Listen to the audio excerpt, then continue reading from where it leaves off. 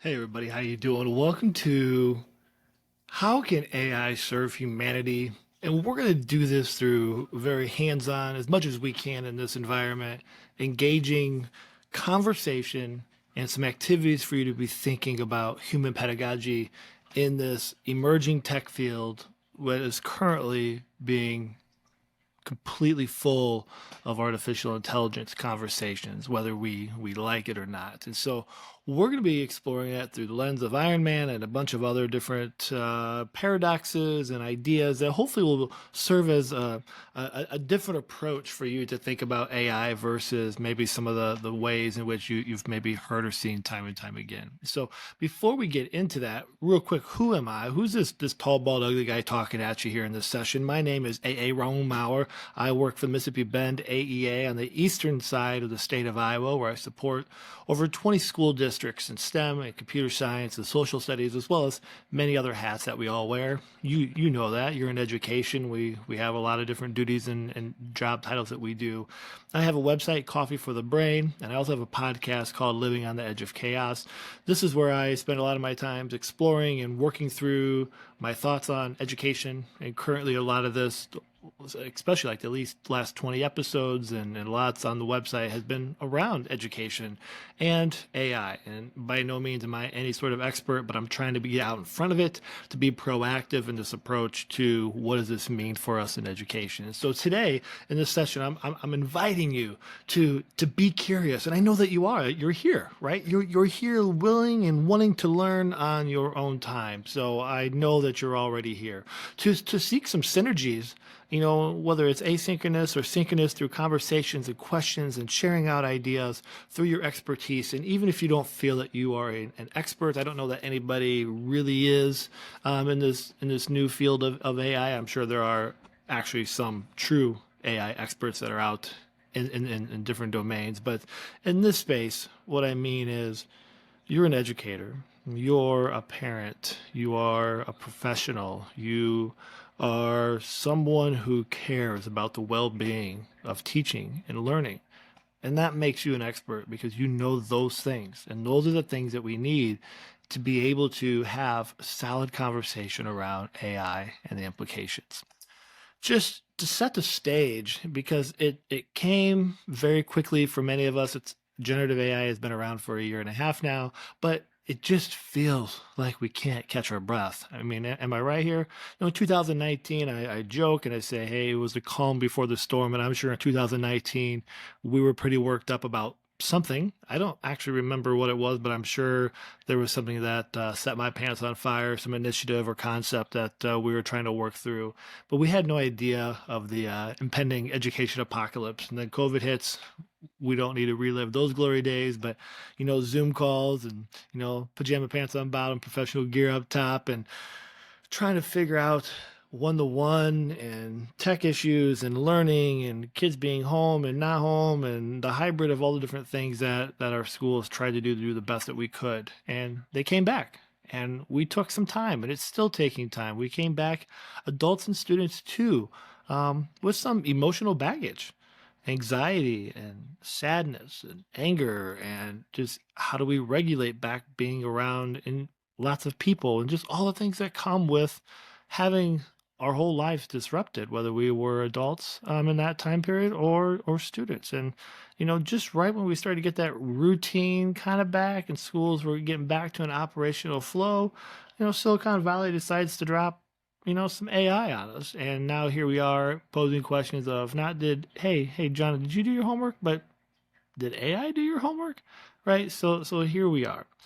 I do want to put this out because this is going to be the premise of everything that I'm hoping that you wrap your head around as we think about human pedagogy and what the core elements are when we think about education and learning, regardless of AI or whatever emerging tech will be, because there's always going to be something.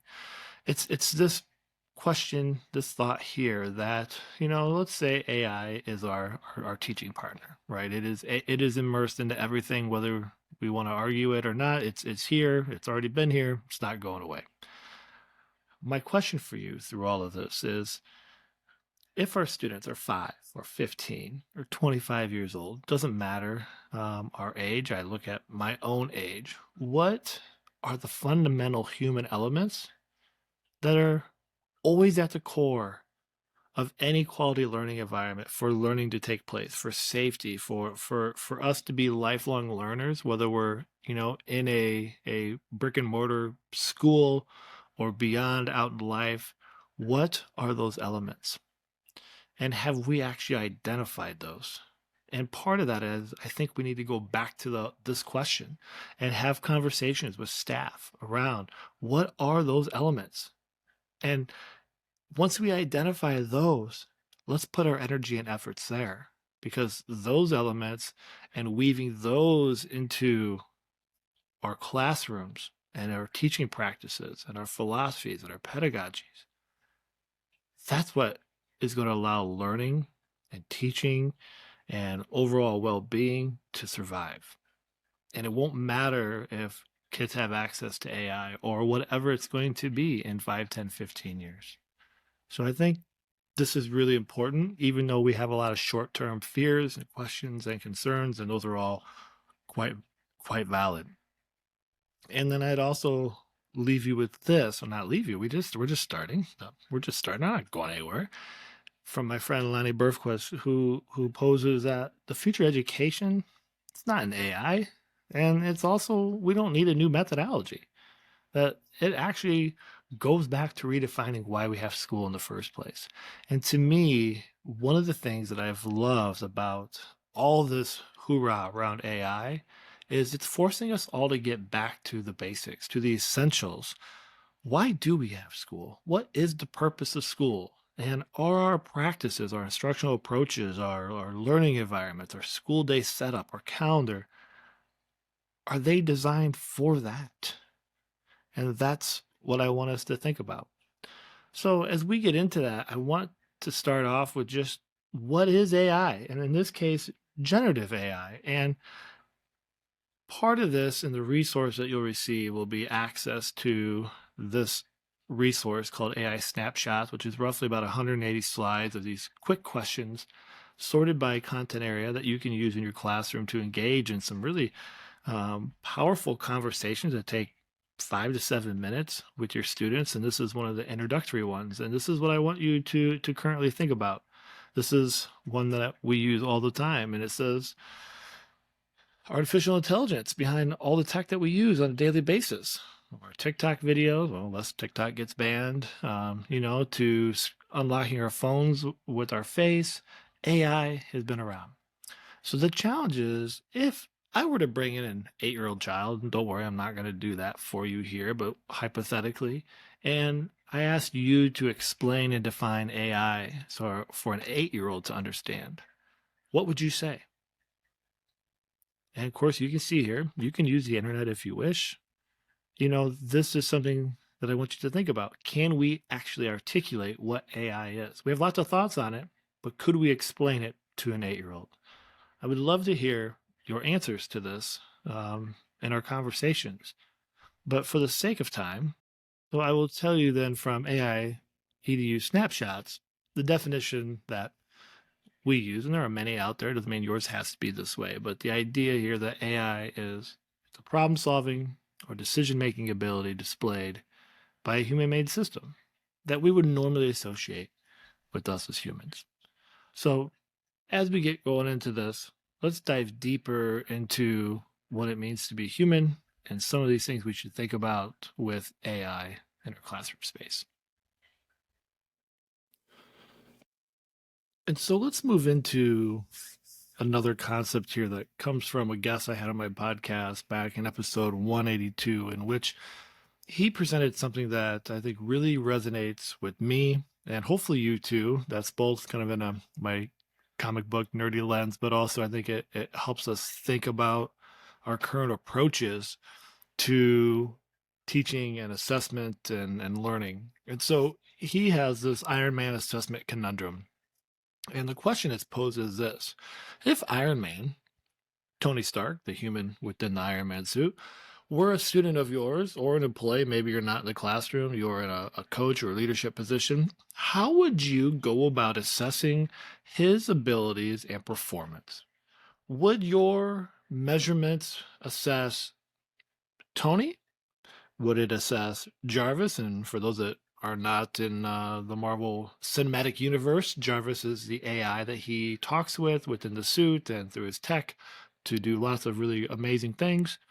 Would you assess his suit and the technology, or would you be assessing dependent interactions between all three of them? And I have here to discuss with your neighbors, and this is just a great conversation piece to have with colleagues or people that you're around. And it's one thing to think about what our answer would be, and then another thing to think about what are our current practices and do they align together? And so as we think about this, would you be assessing the human, the AI, or the interaction? Some of you might say, you know what, Tony Stark, you're not allowed to have the Iron Man suit in class. That is not fair. Some of you would allow it. Some of you maybe wouldn't allow him to have communication with Jarvis, or maybe you allow him to have Jarvis but not the suit. Or, it could be a whole gamut of things for a whole wide variety of reasons. And so part of this is for us to think about how do these mindsets currently, as we move forward into this landscape of AI and this emerging tech field, shape AI integration and assessment and education, because it is disrupting it. That's why we are emotionally charged on a lot of these topics. So some of you might say, I'm only going to assess human, only Tony Stark. He can't come in with any tech. He can't come in with any AI. And I just want to know what just Tony can do. And we're seeing that now. We're seeing that happen in AI as people are saying, no devices and no phones. And we're going to go back to handwritten essays. We're going to do everything on paper and pencil. That's the only way I can know whether kids actually know what they know. And maybe there's a time and place for that. But, it also is a little bit extreme if we're completely going that route. And I would say in some ways, if we're not leveraging emerging tech and we're not leveraging AI and having conversations on how to process and all the information, the tools, maybe we're doing a disservice. But Tony by himself, he can innovate, he can experience emotions, he can adapt, he can make ethical or unethical decisions. But there's lots of things he can't do, right? He can't process large amounts of data quickly like AI. He can't operate without rest. In the comic world, he can't survive a missile strike or shoot energy blasts from his palms. And so, despite his limitations, how do his qualities contribute to his performance? This is a question that we need to have around students. With their limitations of accessibility or to tech or knowledge of AI or whatever the tech or tool or variable might be, how does that contribute to performance? We could get in, and maybe some of you say, hey, I want to assess the AI piece, and I want to assess how Tony is utilizing it and leveraging it to hopefully be better, right? So with that case, AI can process lots of amounts of data, can make decisions in ways that maybe we haven't been able to do by just our human cognition alone.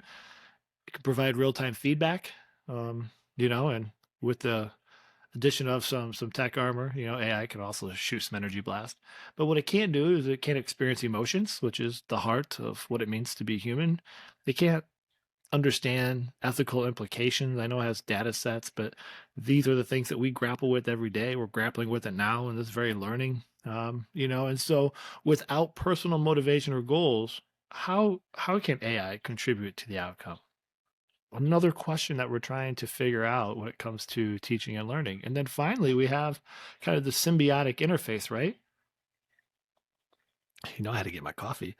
So when we layer in the technology, in this case, is armor for us. At some point we're having these same conversations when we move one to one, or when kids had access to the internet, or when kids had access to Wikipedia, and that was the end of all academic discourse, or when they had access to YouTube, and then we had cell phones, and the list goes on and on. This is not a new conundrum that we're facing. It just feels like it is, but it's really not. And so as we think about this kind of the armor and the symbiotic interface, we can now do things that by ourselves as humans we can't do, and with AI we also can't do. But when we add the tech to the mix, we can start to do some really incredible things. And so, how do we bridge human intuition with AI efficiency with emerging tech? And that's what we're trying to grapple with. So it comes back to these questions. What is the purpose of formal education at scale? And your answer is probably something along the lines of getting them ready for the world to be self-sufficient, employable, critical thinkers. I mean, the standard list goes on. And so part of that is then, okay, so then how are we going to help our students be prepared to leverage and utilize these tools and understand the risk and what's accurate and what's not accurate? And we can't do that if we block and ban everything. It goes back to then, how do we and why do we assess the way we do? Perhaps this needs to change. Perhaps some of our practices aren't very effective, and that's a really, really hard, bitter pill to swallow. And as we think about this on the limitations posed by previous past technologies that when they emerge were incredible, but over time, they do have limitations. The printed book was incredible for what it did to, at scale, bring education and learning and reading and literacy to the masses. And then we added pencils and pens and blackboards, all incredible. And now those are being challenged. And for some of us, we're going back to those technologies. But at some point, those were considered just as earth shattering and the end of the world as AI, as we talk about today. And so, how have these tools shaped our current education paradigm? And what are those do we need to maybe let go of? And to think of it in a more proactive way, where and how can AI unlock stranded brilliance that maybe traditional education tools and structures and frameworks and systems have kept kids from being able to get their ideas out to show their brilliance because the traditional model doesn't work for everybody? Which leads us to then, so why are we addressing AI in education? I mean, obviously, I think we probably all have answers to this. There are stats that we can post for days, but jobs and skills are going to change. AI is going to change. It's not about being efficient in AI and all those things because it's going to adapt and grow, but it is part of the landscape. And companies are expecting people to know how to use AI and how to know when to use and when not to use it and have those ethical concepts. And these are the top 10 skills from 2023, and we're in 2024, and we're already seeing a shift of some of these things move around where creative thinking is moved to number one. We've got AI and big data at number seven. And so how much are we discussing what needs to be taught in school and for what purpose? These are probably things we say, yeah, this is what we're trying to do. The question is then, are we doing it? And if not, why not? And so we have lots of pressures from the system. Don't get me wrong. But there are opportunities which we can start to think about what is the point of school. And AI is bringing that back. This comes from Teach AI, a phenomenal platform of a whole bunch of organizations coming together to help figure out AI in education. And what I like about this is, we have an opportunity here to work through to make sure that misinformation and errors and dishonesty can be addressed. And if we don't address it, it happens. And that's why it's happening now. We see all the topics and conversations around cheating. And how do we help everybody understand the idea of privacy and unauthorized data collection and societal bias and lack of cultural sensitivity? There are things that are so paramount to society and being a good human, and what schools can provide kids in terms of expanding their peripheral of the world, that we can use AI as a space to bring some of that to light. And this here to me is really important. We solved digital divide when schools went one to one, and when schools had internet and those that didn't, and then one to one devices and phones and all the things. Well, now we have it with AI, and it could be exponentially even further divided if we're not addressing it. Because if we don't, then the families and the kids that have those opportunities will thrive, and those that don't are going to continue to be at a disservice to the playing field. And I say all this with this concept here that as we think about leveraging AI, it's not to standardize education, but to amplify who we are, the human element of ourselves as educators, as well as our students? How can we use it to further strengthen and find out and discover who we are? So you might be looking at this right here going, okay, so now he's talking about Scarborough's reading rope and reading. And yeah, I am, because at the base of everything we do and we teach comes down to reading and writing. And AI can produce a lot of text and it can do many other things. And that's why I think we're seeing some of the panic. Regardless of our age, of our students that we're working with, or our content, we can be very content specific in terms of reading and writing, but these skills are vital. This is what we're after to be effective communicators or critical thinkers and collaborators. We have to be able to name the things and say the things and write the things and express the things. And so this is huge for all of us to think about: how are we helping our students be effective readers, writers, communicators? And it comes through with all the high leverage skills that we're thinking about. And this is nothing new, but it's a great reminder that at the end of the day, for this world of AI, we can counter a lot of the short-term concerns and fears that we have right now with effective instructional practices. We don't need 18 more acronyms and policies and documents and things like that around AI. We need to go back to what are effective instructional practices. What do our shifts look like in our classroom, where our classrooms are not just a space of obedience and compliance, where we're expected to have behavior, but maybe not necessarily learning. And so this is the foundation of what we need to get back to. Getting to instructional shifts where we craft questions that spark and sustain inquiry. How do we bring wonder and purposeful play and hands-on learning into our learning spaces where kids are engaged, because we have an engagement crisis right now in schools? And part of that is then weaving and integrating skills and content purposefully and with intent, and then giving them opportunities to express and showcase their learning and how they put that learning into action. And this is all done around student-centered learning. And if you're looking at this going, this is nothing new, you're absolutely right. But these are the ways in which we can work with AI and leverage AI to take learning and teaching to new heights.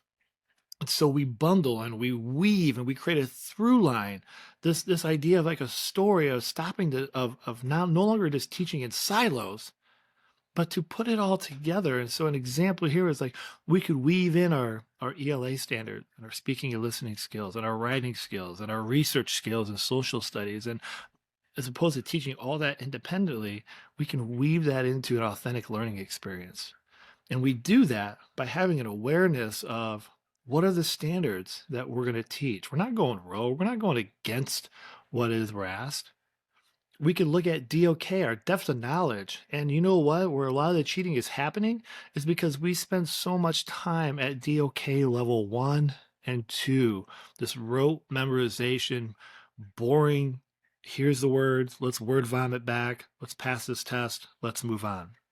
Yes, there's a time and place for it, but it can't be the majority of the time. What are we doing with the knowledge? That's that apply and incorporate, make something new, and to transfer it into action. And we can do this in Iowa. We have universal constructs. For others, it could be the 4 C's of critical thinking and communication and collaboration and creativity. And we can use tools such as the Hess matrices to begin to figure out how to level up our practice and the task and the assignments and the things that we're doing with students.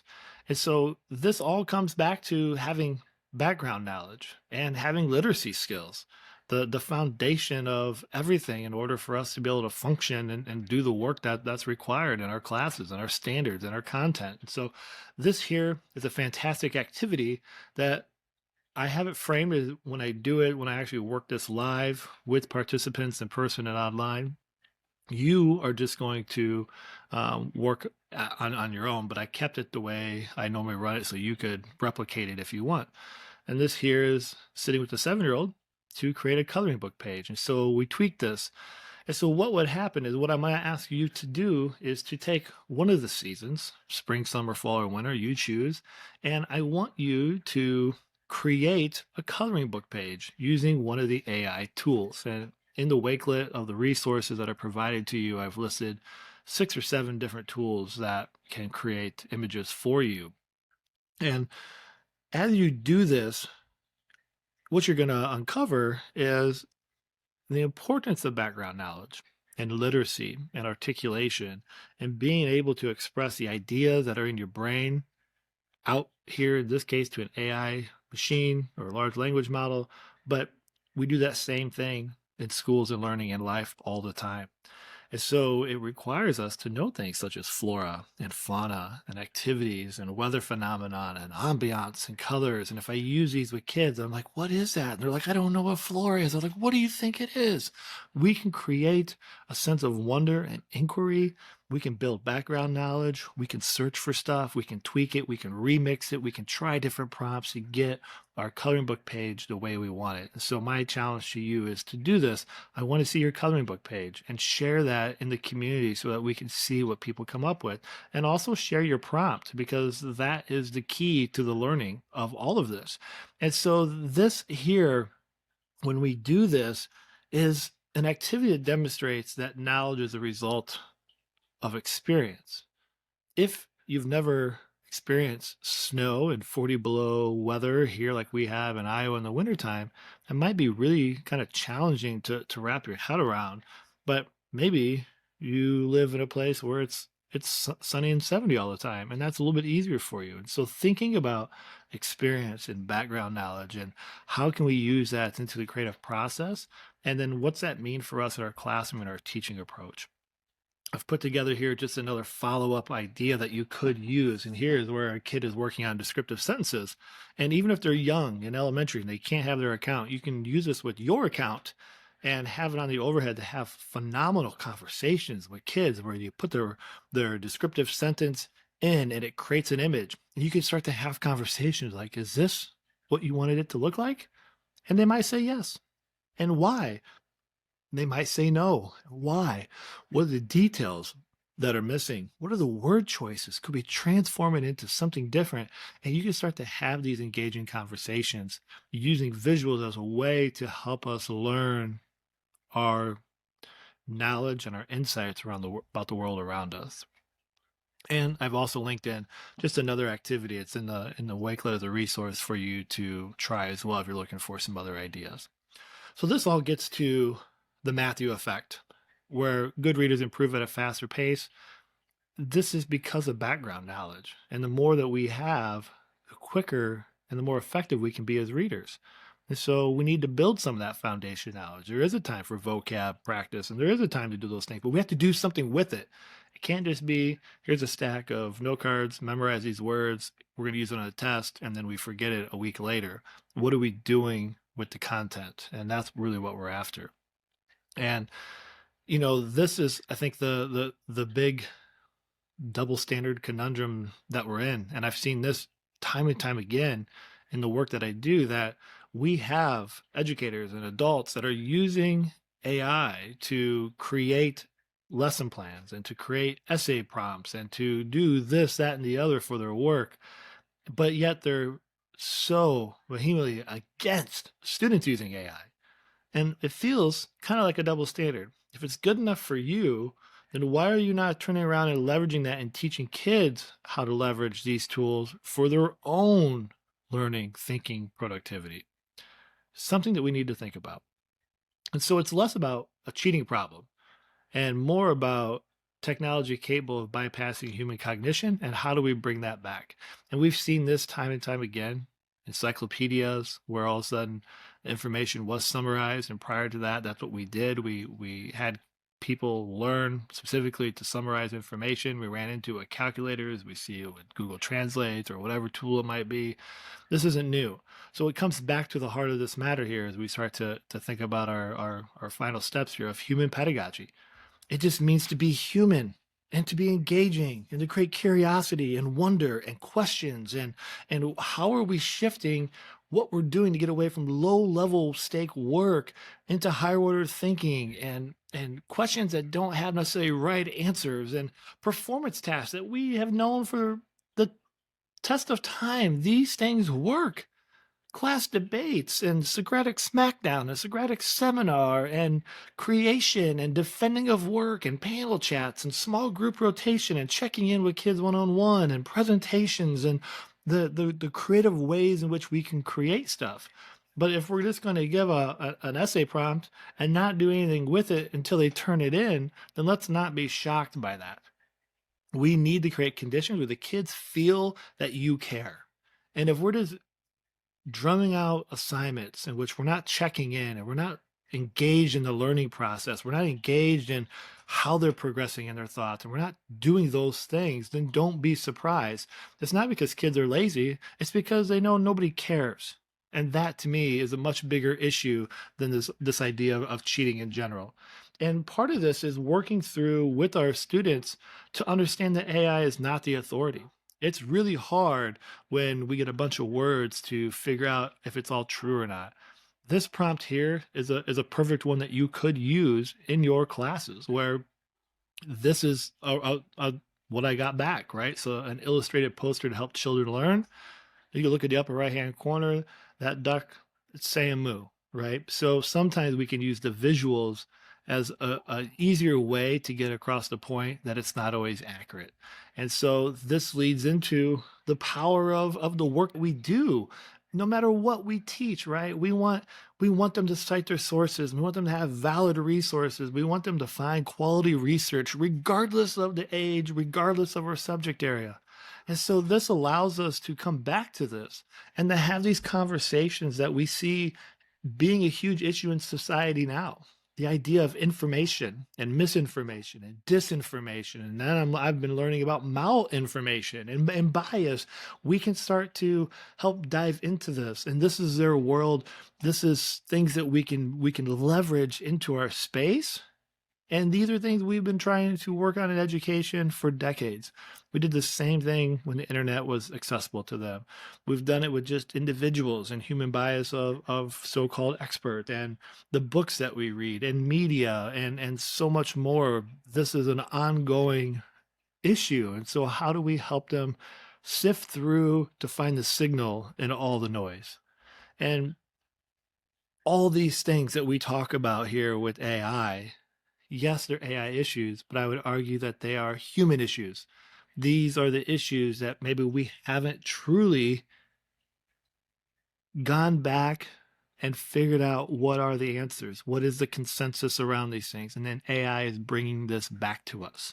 And these are the things that we need to discuss and have conversation around. And this could be really, really incredible work for faculty and staff as well as for our students. And so the problem then in our education system is that so much of our training is focused on solving known problems rather than imagining exploring new ones. And we've got some new ones here with the emerging tech of AI. And it's not to be so cynical about AI. I know there's a lot of reasons to be cautious and skeptic of things. Don't get me wrong. But we need to shift the mindset, I believe, from in this world of this age of AI of panicking, thinking it's the age of available answers to maybe this is the age of articulate asking. And so, how do we start to merge human intelligence and artificial intelligence where AI is a co pilot? It's not the autopilot. And we can do that if we are intentional about our approaches, our strategies, helping kids leverage how to use these tools. So, what's it mean for us, right? The key here is instead of focusing on plagiarism, what if we focus on the process and checking in and having them explore and defend their work time and time again? And I call it hyphenated teaching, getting back to project-based learning and problem-based and challenge-based and inquiry-based, and not being so forced into a lockstep approach where we're going through textbooks and just reading the same things and memorizing stuff to pass tests, but more of this, what does this mean? And can this question lead to another question? And what do I think about that? And how can I defend that? And do I need to shift my thinking? How do we tap into what it means to be human? And so, what if instead of teaching our students to answer questions, we teach them how to question answers? And this, to me, is the exciting part of education in the world of AI. And I leave you here with one of my favorite quotes from Seymour Papert. in which he says the scandal of education is that every time you teach something, you deprive a child the pleasure and benefit of discovery. And I used to always do this with STEM and maker spaces and hands-on learning. And I see this now in this space of AI for ourselves. We have thoughts and opinions, but have we explored and discovered what it can and can't do? Are we allowing our students to do that? Like, what happens if? Let's try it. Let's see before we get so definitive and policies and procedures. Do we even know what's possible? So I want to close here with a really cheesy closer, but I think it's important as we think about the human implications in this AI world, and leave you with some questions and thoughts for our conversations. And I'm going to have you pick one of these letters, A, B, C, or D. And so you're going to go ahead and pick one. And in just a second here, I'm going to take you through a series of prompts. And you can move left or right, up or down, the cardinal directions, but you can't skip squares and you can't go diagonal. So no intermediate direction moves. So you're going to pick a letter, and then I'm going to take you through some moves, left, right, up or down. So here we go. So go ahead and find your A, B, C, or D, whichever one you chose. And our first step, I want you to move 4 times. So if I'm at A, I can go over to Y, I can go down to B, then S, and then over to D. I think you can figure that out. So give you a second here, wherever you started, A, B, C, or D, go ahead and move 4 times. And hopefully by now you have done that. And if so, then because maybe I'm kind of somewhat a mind reader, or maybe I'm not, I know none of you are on G. So I'm going to go ahead. So now we remove G. What I'm going to have you do now is I'm going to have you go ahead and move an additional 3 times, just like we did before. So up, down, right or left, up to you. And while you're doing that, I'm going to use my wizardy magic, and I think it's pretty safe to say that none of you are on C or D, so I'm going to go ahead and remove that. And now I'm going to have you go ahead and move another 3 times. And because maybe I've done this once or twice, I think it's also safe to say that if you did this right, you're not in any of the corners. So I'm going to go ahead and remove those. Now we've got 3 left, and we're going to do our final step. And ba-da-ba-da-bam, here what we're going to do, I'm going to have you move 1 more time. And when you do that, you're going to end up right here. You.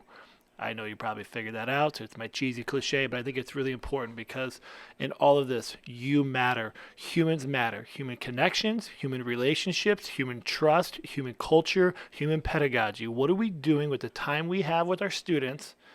Not spent so much worrying about trying to catch them cheating, doing wrong things, but to empower them and empower ourselves.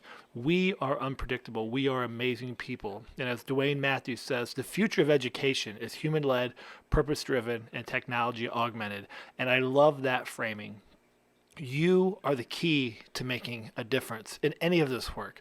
Whether we're in this stage of AI, whether we go back to the stages of working through COVID, whatever the emerging tech or whatever the disruption is going to be, you are incredible. You have the ability to model and to work through what it means to be a lifelong learner. And that makes you phenomenal. And don't forget that. So I hope this open up your thoughts on a kind of a meta level, thinking about AI, reminding ourselves that in this space, human pedagogy, human relationships, human everything is the key to finding the solutions. I'm going to leave you with some questions and also another little video to check out if you really want to nerd out and deep dive for the Q&A. And I'll make sure these are all available in the Wakelet. And as always, my friends, no matter what we do, remember to always stay awesome. Peace.